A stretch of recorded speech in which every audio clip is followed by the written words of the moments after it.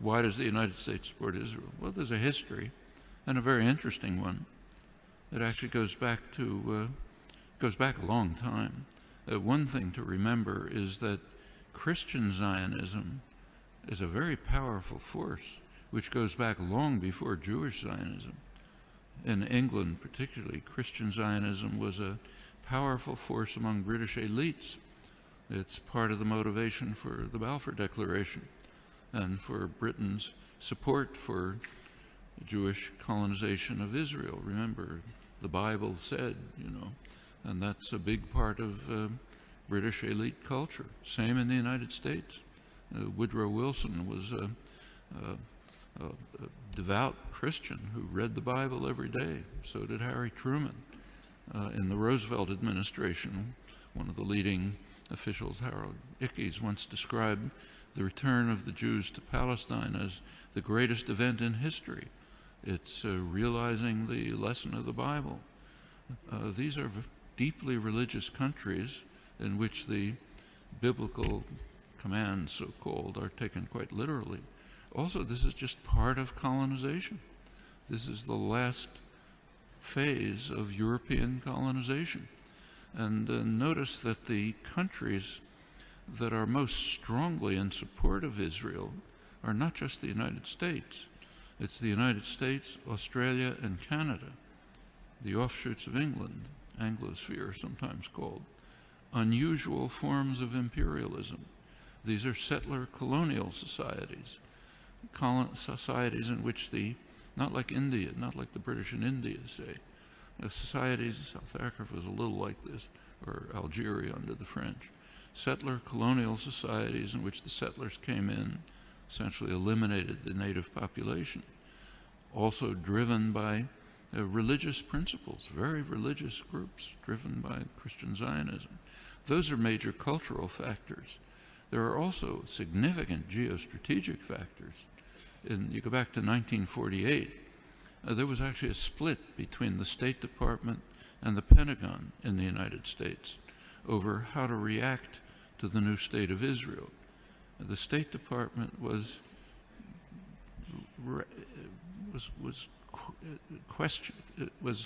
not committed strongly to Israeli conquests, the establishment of the state, and was concerned about the refugees. It wanted an implementation of the refugee problem. The Pentagon, on the other hand, was very impressed with Israel's military potential. The Israeli military successes, if you look back at the internal record and declassified, the Joint Chiefs of Staff described Israel as the second largest military force in the region after Turkey and a potential base for U.S. power in the region. That continued. Can't run through the whole record, but in 1958, when there was a serious crisis in the region, Israel was the only state that strongly cooperated with Britain and the United States, and it won plenty of support from the governments and the military for that reason. 1967 is when the current relations with Israel were pretty much established. Israel performed a major service to the United States by destroying a secular Arab nationalism, a major enemy of the United States, and supporting radical Islam, which the U.S. supported. And it continues right until the present. Right now, we saw an example of that just during the latest Gaza attack.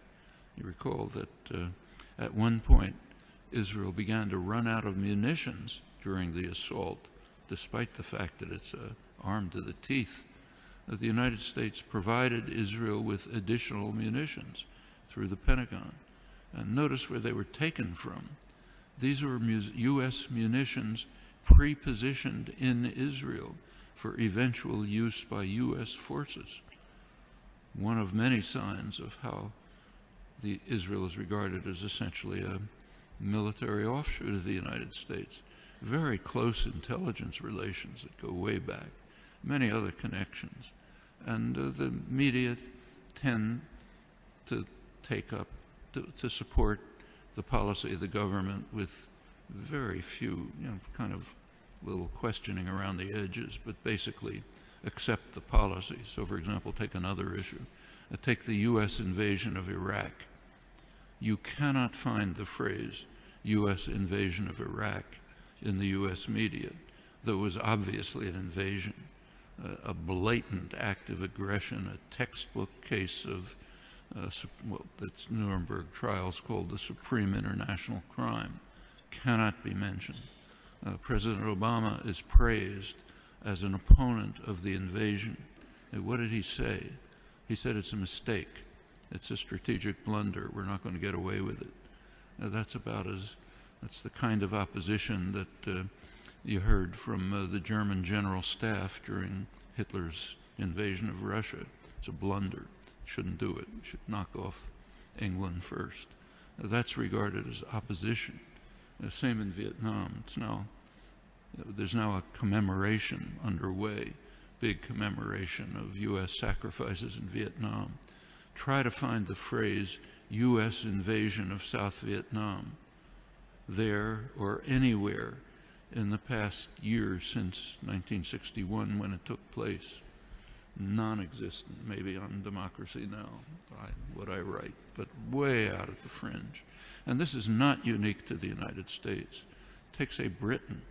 Right now there's interesting debates in the British literary journals, like the Times Literary Supplement, as to whether Britain should finally begin to recognize the genocidal, the word that's used, genocidal character of British colonization hundreds of years ago.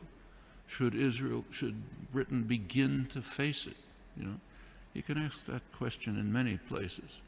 The tendency of the intellectual community to go along like a herd in support of state power, private power, is just overwhelming. Intellectuals like to think of themselves as dissident, critical, courageous, standing up against power. Absolutely untrue. You look at the historical record, that's a small fringe, and they're usually punished. The mainstream tends to be what was once called a herd of independent minds, marching in support of state power. Nothing new here. Unfortunate, you have to fight against it, not new.